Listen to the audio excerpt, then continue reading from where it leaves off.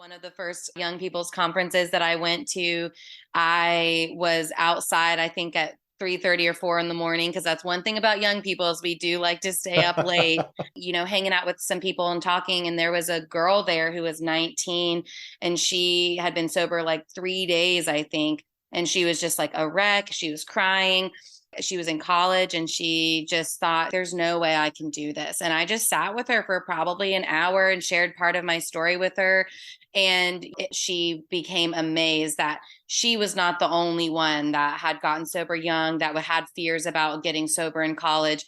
And I could just see this light come on inside of her where she was like, maybe there's hope for me, And again, for God to use me in such a way to share my story with other young alcoholics who think it's not possible, to let them know that not only can you not drink, but you can actually have a life beyond your wildest dreams. It's just the biggest gift I could have been given. I heard it through the grapevine. Welcome. It's the AA Grapevine half-hour variety hour, featuring the collected voices of Alcoholics Anonymous. I'm Don, an alcoholic in Greensboro, North Carolina. Hey, Don. Hey, everybody. I'm Sam, an alcoholic in Palm Springs, California. Sam, do you like coffee? I detest the stuff. I mean, those 5 or 6 cups that I drink every day are a chore. Yeah, it's kind of hard. Well, at the last Area 51 assembly, there was much hue and cry about the skyrocketing cost of coffee at conventions. We do love coffee. At the North Carolina convention, we drank 257 gallons last time. It cost $900.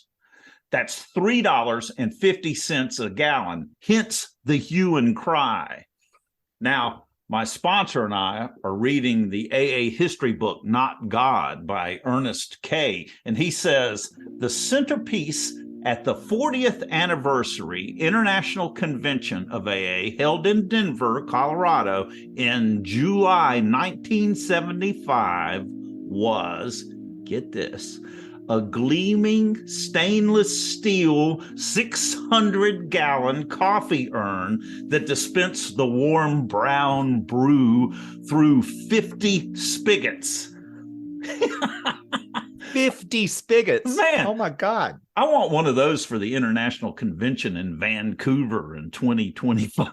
Oh, man. Yeah, we've got to get the convention desk at World Services on that. I mean, that coffee urn must still exist.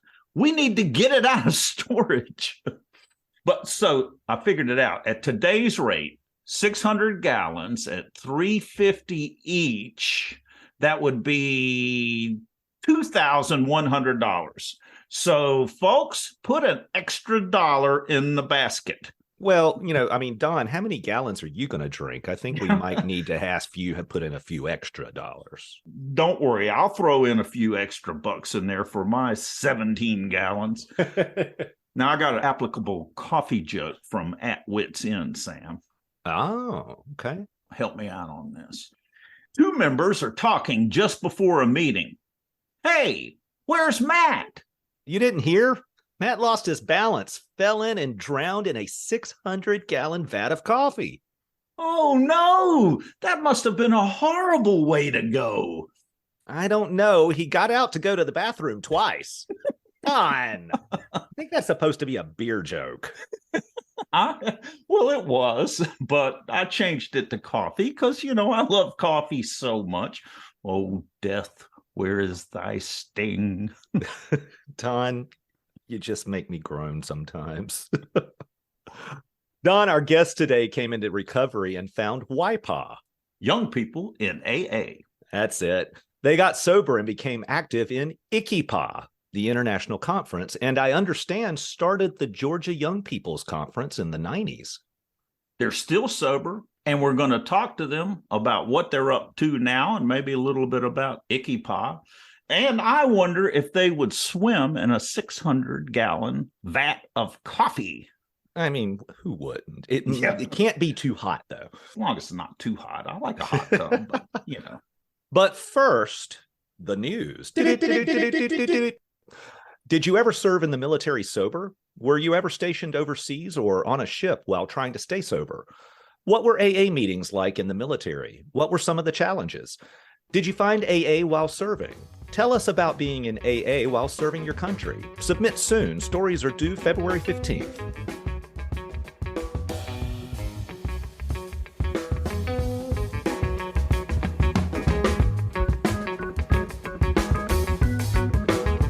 And now a word from our sponsors.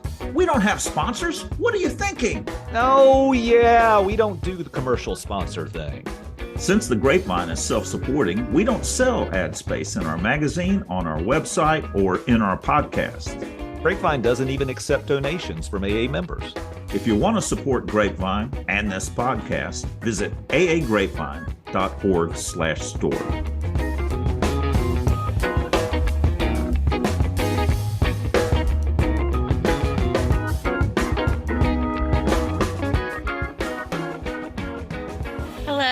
Charlene. I'm an alcoholic. I got sober in Athens, Georgia, but I now live in Charleston, South Carolina. My sobriety date is January 30th, 2010. And my home group is the Grace Group in downtown Charleston. We meet Fridays at 9 p.m. and Sundays at 7 p.m. And it is a mostly young people's group. We'd love to have you if you're ever in town. Nice. Hi, Charlene. Thanks for joining us. Yeah. Hello, everyone. My name is Bobby O. I'm an alcoholic. My sobriety date is July 16th, 2006. I am a member of the Tybee Island group in Savannah, Georgia, which I believe has the only beachside meeting in the state of Georgia. Bobby, can I just call you Bobby O? You can. All right. That's just got this flow to it, don't you know, Daddy O? That would be my father, and he celebrated 38 years last night. Oh, fantastic. Congratulations. So let's see. Charlene, you got sober in 2010. Tell us about what was going on with you that made you check out AA. Yeah, I was 21 and a student at the University of Georgia, and my life had become extremely unmanageable, and I was miserable, hopeless, desperate.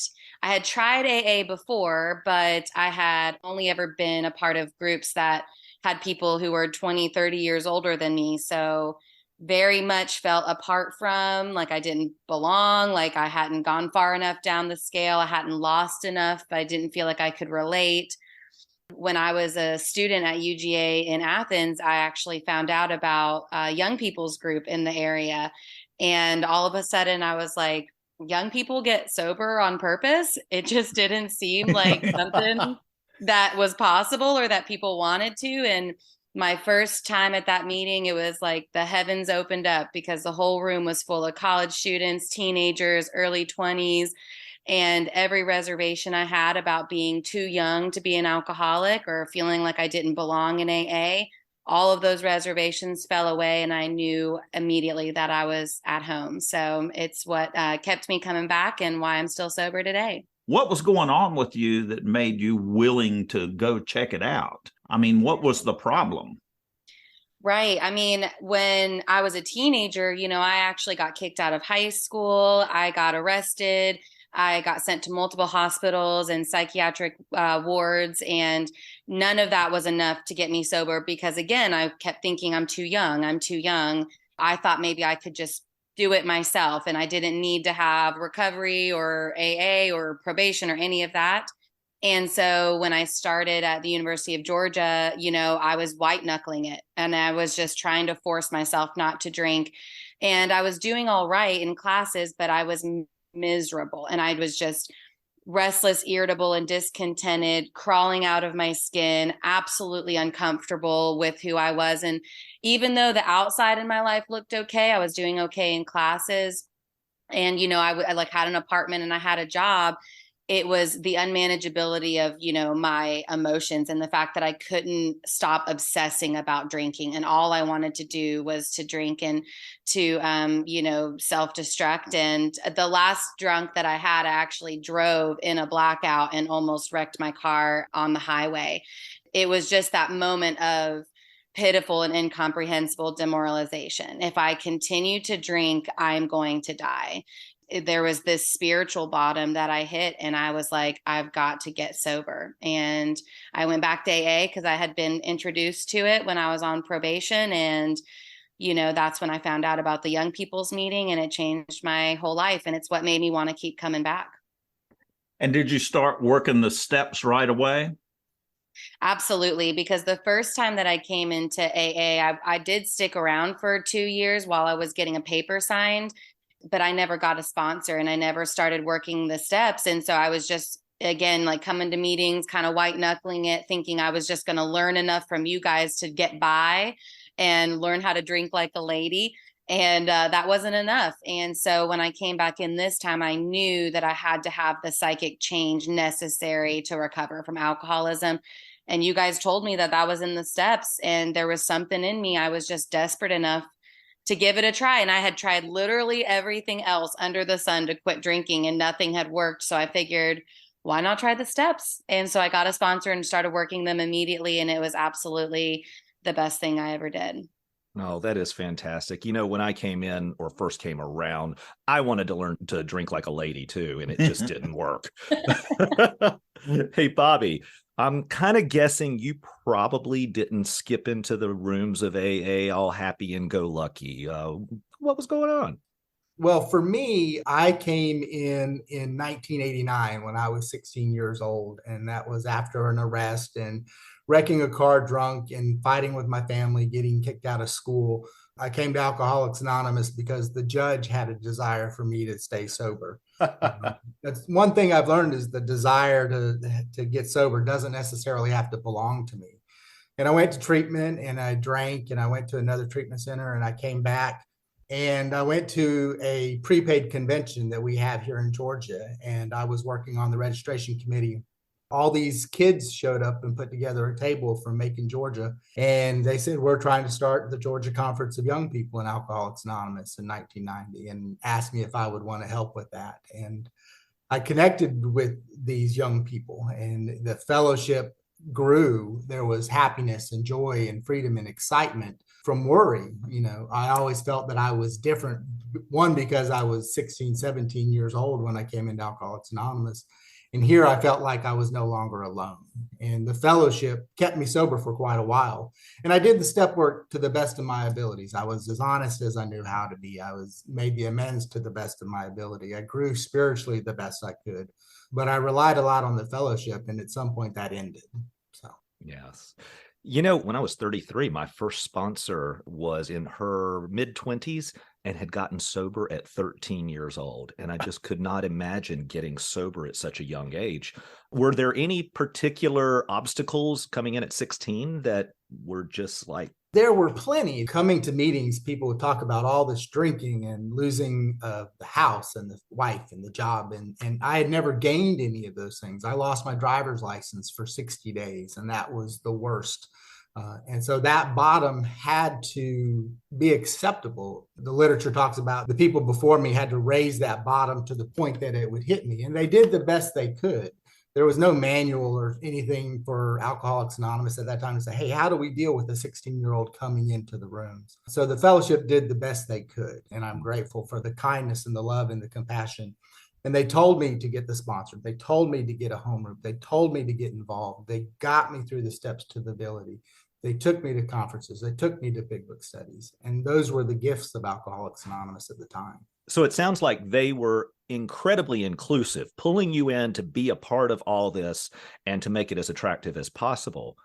That in itself is a fantastic thing. But when you add in that component of people in your age group. Mm-hmm. Absolutely. I think that was the one thing that was missing where I first got sober in Columbus. I was one of probably 5 or 6 young people in our teens and 20s. And that was it among several hundred alcoholics that were older alcoholics. When that crew of young people showed up, I felt like I was truly not alone. And when they introduced me to the International Conference of Young People, NAA, and I went to Ickipau in New York in 92, and I got up there and was asked to read How It Works for the first time, absolutely blown away. It was the most amazing experience to hear all those chants and see these thousands of young people from around the world trying to get sober. I knew that I would never be alone again. Was that enough to keep you sober, including the nagging doubt that I had coming in at 40 that maybe, maybe I'm not a real alcoholic? But at 16, had you tried everything to quit drinking before? Never. So when the 12 and 12 talks about why all this insistence that every AA must hit bottom, that is a major requirement to hit bottom and have that desire. I didn't really hit a bottom and I didn't have a desire. But I loved Alcoholics Anonymous. I loved the people. I loved the coffee. I loved the fellowship. So why not stay sober? And so when there was no longer a spiritual defense against alcohol, I drank. So in 2006, I tried to kill myself and I came back. And this was the point where Bill says in his story that simple but not easy, a price had to be paid. And that was the destruction of self-centeredness for me. And I came back to Alcoholics Anonymous willing to do absolutely everything necessary to affirm that I would stay sober. So you love coffee? Is that all you got out of that, Don? Would you swim in a 600-gallon vat of coffee? Don is fixated today. Charlene, how is young people in AA a part of your life today?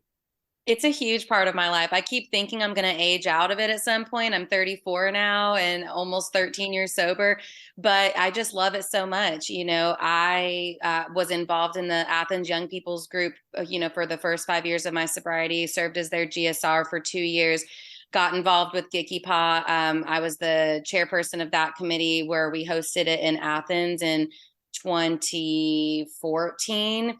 It was just the most incredible thing to be a part of, to know that I was helping create a space for the young and desperate alcoholic to come in, to know that they would be welcomed and loved and accepted, and that they could have fun in sobriety. Like, that was my biggest fear. I'm never going to have fun. What am I going to do? I'm in college. Like, I can't go to, a football game or to a wedding. Like, how am I going to do any of that? But seeing and being a part of a whole group of young people that had a blast, in recovery, who traveled and who, did fun things, who laughed and enjoyed life. It was what attracted me so much to the fellowship and to Alcoholics Anonymous. And to be able to do that on the committee of Gicky Pa, to be able to show that to other young people who think that they can't have fun in recovery, like, it was such a gift. Then I moved to Macon, Georgia for medical school. I was like, create the fellowship that I crave. I actually started a bid there so that we could put together a Gicky Pa committee to host in 2017. And then I served as the chairperson of that committee and got to get the whole community involved. And I loved it. And I did the same thing. When I moved to Charleston, I was like, what do I do to make friends? How do I meet people here? And I got involved in the Gicky Pa committee. And now I'm serving on the Gicky Pa committee for this year, 2023. So this is my fourth time being on a host committee for a young people's conference. And it has just enriched my life. I mean, absolutely, the fellowship does not keep me sober. I have got to continue to work the spiritual principles in the 12 steps of Alcoholics Anonymous every single day. And having a relationship with the God of my understanding is what keeps me sober. But the fellowship is a blessing, and it's like the cherry on top. It just makes it a little bit extra special, makes it a little bit more worthwhile. Dr. Bob talks about it in his story. Like, it's my duty to continue to serve in this capacity, to share the message with the next sick and suffering alcoholic. And I just love it so much. So Bobby and Charlene, have you all worked together on an Gicky Pa project? We have not. I met Charlene in 2017 at one of our service area assemblies. I was the DCM for Columbus, Georgia. District committee member. Yes. And she was the chairperson for that conference. And so I went back to Columbus and really tried to dredge up some young people. And I got two. And so the three of us came and put on a bid for the 2018 Gicky Paw, and we did a phenomenal bid. And at the end of the weekend, we were not awarded the conference, but Charlene and the advisory council said that it was one of the hardest decisions that they had ever had to make on selecting a host city, because they saw the need. And I've let go of the resentment. I did a lot of stuff Yeah, well, on that and let go of yeah. that. But I've had the gift of following Charlene's recovery. YPAW is still what connects us today.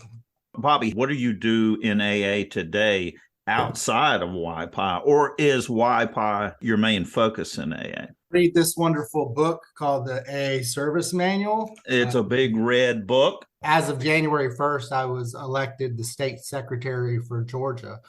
And I think that's one of the things that's most important for growing from YPAW. We have this great, wonderful conference, a lot of fun and enjoyment, and a lot of young people get to do a lot of service work. What do you do when the conference is over? Get involved in a home group, get involved in a district. And so I've represented groups as a GSR, I've been DCM, and I was asked to serve my state at this level. And so understanding the traditions and the concepts and then passing that information on to the next person is what I do today. I've got a great home group, got several guys in the program that I sponsor through step work, trying to get an understanding of the traditions, but also doing workshops with some trustees and trying to understand these concepts that are so confusing. And Charlene? Yeah, I've been a very active member of Alcoholics Anonymous my entire sobriety, because I was told again and again that if I'm in the middle of the boat, it's going to be harder to fall off the side. I didn't do any of that whenever I was first trying to get sober. So I knew it was what needed to change. And so I've been GSR of several groups. I've always been an active member in my home group, because I do believe that it all starts at the group level, So I love my home group. I'm always there and present, always hold a service position there. I've been very active in the district level. I'm now the PICPC representative for my local district and attend area assemblies regularly. And I'm really passionate about PICPC and public information, because I feel like sometimes we can be too anonymous. And I just want people to know that AA is available, and that if you have suffered enough and you're ready to change your life and get sober, we're available and we're here. And the doctors and lawyers and clergymen and people who are they're the ones that are going to come into contact with alcoholics way before we do. So I'm very passionate about that. And that's a big way that I've been involved in my local community. And then, of course, sponsoring, I feel like that's where my heart really lies, because there's just nothing like working with another alcoholic and watching them come to life across the table and seeing them get their lives back and start to enjoy life and having a meaningful existence that they never thought possible. And to be a part of that journey, I feel like is incredible. So I love service in all aspects. The next, I would love to start getting involved more at the area level, which intimidates me because I feel like I don't know the 12 concepts in the service manual as much as I should. And Bobby, maybe you could help me with that sometime, but that is kind of the next goal. But I definitely love to be a part of any kind of service that I can. I absolutely love young people in AA. My last home group in North Carolina before I moved to California was a young people's group.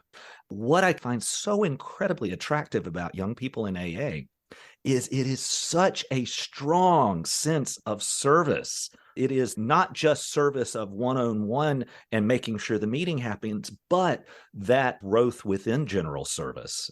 I don't have a question there. I do. So someone listening who's a young person thinks I might be an alcoholic, wants to reach out. What if there's not a young person's group in their community? How do you find one? How do you start one? When I moved to Macon, Georgia, there was no young people's group there. And so I went to as many meetings as I could right at the beginning. And I talked to a couple of people who were, and again, it's the young at heart. I don't like to put any age limit on it, because I do believe like we want to welcome everyone. And something, just a side note, I really want people to know that young people were not a separate sect of Alcoholics Anonymous. Like, we are part of AA as a whole, and we are very much integrated with the whole of AA. We don't want to be separate. I went around to lots of meetings and I found a couple people that were pretty close in age to me, and I'd asked them that they would be willing to start a young people's group. Literally the second month I was in medical school and dying from, under a pile of books, I started a young people's group. I just went to the local church on campus and I met with their pastor. I asked if we could, start a young people's meeting there. And they were so excited about the idea. There was a university across the street, and I started a young people's group on Saturday night because for me, having a group to go to on Saturday night was essential to keep me from wanting to drink and feel like I was missing out on what my peers were doing. And so I had a couple people, and we just, had a meeting format and a pot of coffee, and we sat in this room and we had a young people's group, and it was amazing. One of the local rehabs brought a bunch of their guys, there every week, and we attracted a lot of people. I met a couple of sponsees that way.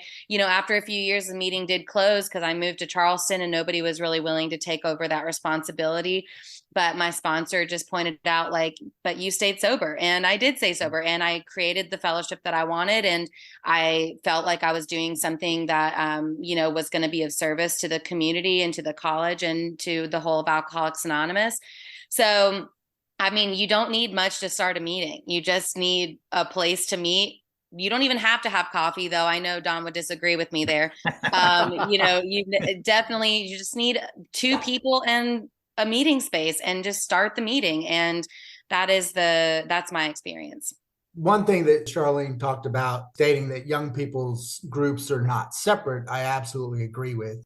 When we were first trying to start the Georgia conference, we would go to our area assembly in the early 90s, and we would get such pushback from everybody because they felt like we were trying to separate ourselves from Alcoholics Anonymous. And we said exactly what Charlene said. It's for those that are young at heart. Bill W. talks about the importance of special interest groups. You have meetings of Alcoholics Anonymous for lawyers and pilots and young people. And he addressed that when he talked about ICIPA, I think it was the late 50s, the importance of having that connection. And I think young people have it a lot easier today because we have the meeting guide app that really helps a young person find a connection. Absolutely. If you're a young person who is just curious, there are tons of online meeting options now, and lots of young people meetings are online. So there's so many ways to get connected to these young people groups. And one of the other things that I found a few of the area assemblies that I've been to is a lot of times they'll hold, meeting spaces for young people's groups, and, they'll have panels or talks about young people in AA, and even the state conventions, ours that's coming up in Charleston, there's a time slot just for young people to show up. So usually if you're involved in AA in some capacity, then you're going to be able to find that group of young people to connect with. So I want to bring this down to personal level because we've been talking about big concepts. First, Charlene, can you think of us where you were really moved and felt some spiritual connection that had happened from the fellowship, from working with others? The first thing that comes to mind is I was going to my young people's group on Saturdays, and we always hung out afterwards and did game night or went out to eat or something. And, one particular night, I think I had 3 months sober. We went to my friend's house to sit on her porch, and there was 10 of us, from the young people's group, and we played a card game, and I laughed the hardest I've ever laughed in my whole life, like full belly laughs. My face hurt, my cheeks were red. And I all of a sudden got tears in my eyes and like goosebumps because I couldn't remember a time that I had felt so light and so free, and where I felt like experienced true joy and that connection with these other alcoholics of us laughing and enjoying life together. I never, ever thought that I could, be free of the obsession to drink, but also just have such a meaningful experience with other people my age without alcohol being involved. And that was one of the moments where I was like, this is where I really belong here. Oh, that's fantastic. Well, Bobby, is there a point that comes to mind? You've got that experience that you can share with us? As far as for young people and the connectivity, I remember doing a bunch of road trips back in the early 90s, going from Columbus to Macon to Atlanta to Augusta to Athens, try and put on events. And I think the biggest connection part for me was after the dance or whatever was over, we're checking into the hotel and you got 15 or so young people crowding into the one bedroom and saying, hey, let's have an AA meeting at 1 o'clock in the morning.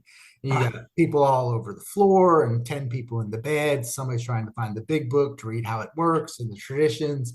And just the laughter and the connection that all this enjoyment, all this laughter, and sometimes even the tear and the pain of realizing how blessed we are to have this fellowship was it. It was like, these are friends that I'm going to have for many years. And there's probably a half dozen people in Alcoholics Anonymous today that I know that are from, the first, second, and third Georgia Conference of Young People that I still have relationships with today and that are extremely valuable to me. Beautiful. It really is all about connection, isn't it? Bobby, Charlene, thanks so much for joining us. Indeed. Thank you. Thanks for having us. Thank you so much. This was amazing. Loved it.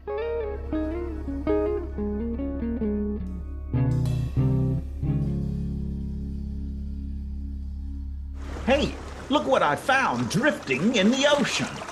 I've got it, huh? A message in a bottle. Fan mail from some flounder?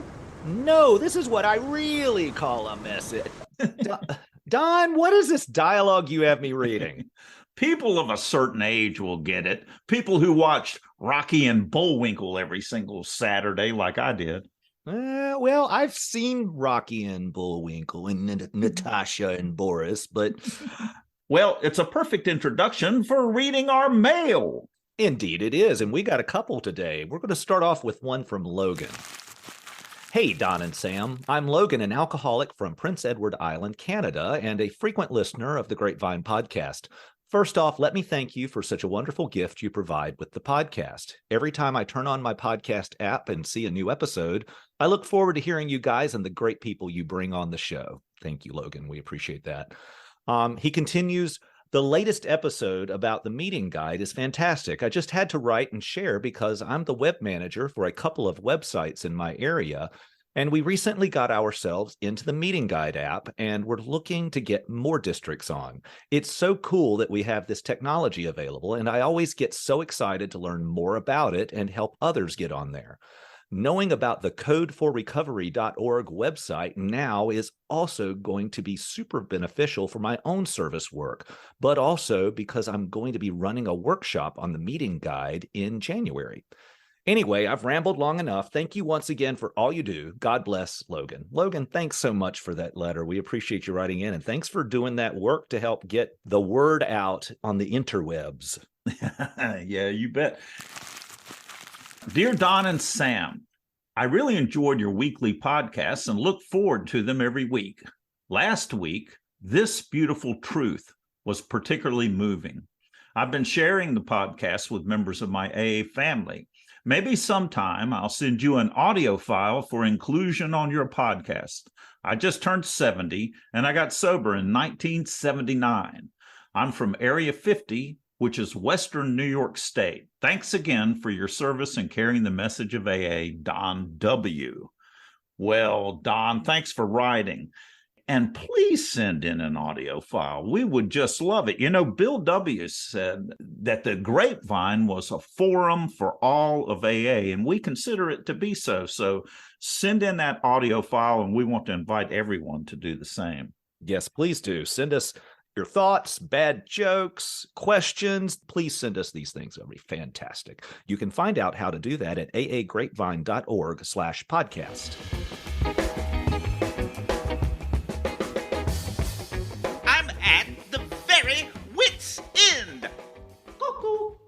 Two guys are waiting for a bus.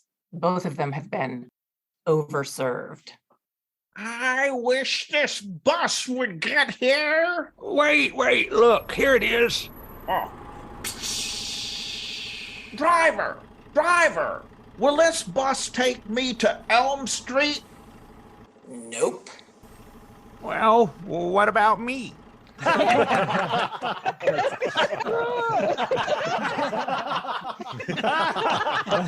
It's really not that funny. Thanks for joining us. The AA Grapevine Half-Hour Variety Hour is posted every Monday and is produced by AA Grapevine, Inc. We don't speak for AA as a whole. We share the experience, strength, and hope of members to help others recover from alcoholism. Podcast info, including how to call in, is at aagrapevine.org/podcast. Find AA Grapevine on Instagram and the AA Grapevine channel on YouTube.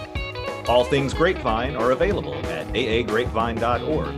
If you want to know more about AA, Google Alcoholics Anonymous and your city or visit aa.org.